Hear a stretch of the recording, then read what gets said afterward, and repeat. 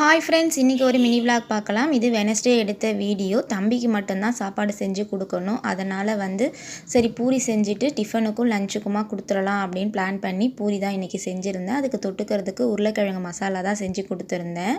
தம்பிக்கு சாம்பார் தான் பிடிக்கும். சாம்பார் எப்போ வச்சாலுமே பூரி சுட்டு கொடுங்கம்மான்னு சொல்லுவான்.